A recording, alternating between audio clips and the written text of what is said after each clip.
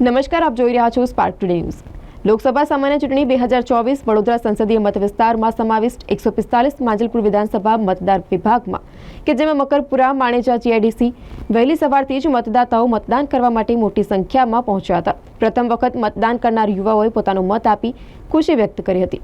ભારે મોટી સંખ્યામાં શહેરીજનો પોતાના ઘરેથી નીકળી મતદાન મથક પર આવી મતદાન કરે તે માટે અપીલ પણ કરી હતી। તમામ મતદાન મથકો ઉપરની સુવિધા કરવામાં આવી છે, પાણીની સુવિધા કરવામાં આવી છે, તો ડોક્ટર સ્ટાફની પણ વ્યવસ્થા કરવામાં આવી છે। તમામ ચૂંટણી અધિકારીઓ અને કાર્યકર્તાઓ પોતાની ફરજ સારી રીતે નિભાવી રહ્યા છે।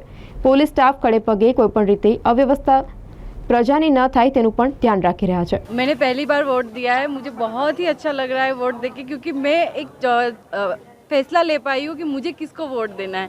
अभी तक मतलब छोटी थी तब से देख रही हूँ कि सब लोग वोट करने जाते हैं, लेकिन कभी अभी तक वोट नहीं दिया, और आज मैंने पहली बार वोट देके मुझे अच्छा लगा है। तो सब अपना खुद का डिसीजन लीजिए कि किसको वोट देना है और वोट दीजिए प्लीज़। तो मैं काफ़ी खुश हूँ कि मैं वोट देने आया। मैं सारे युवाओं को ये बोलना चाहता हूँ कि ज़रूर वोट करिए। मैं स्पेशली बेंगलोर से यहाँ पे पहली बार वोट करने आया हूँ। मुझे काफ़ी उत्साह था सुबह से ही। मैं जल्दी उठा हूँ, नहा धो के लाइन में आके खड़ा हुआ हूँ वोट देने के लिए, और प्लीज़ प्लीज़ वोट करिए। અમે તો વોટ કરી દીધો છે। જલ્દી આવીને તમે બી બધા જે યુવાનો છે કે જે વૃદ્ધો છે બધા જલ્દીથી આવીને વોટ કરી લો। આપણો એક અધિકાર છે ને આપણી એક ફરજ પણ છે।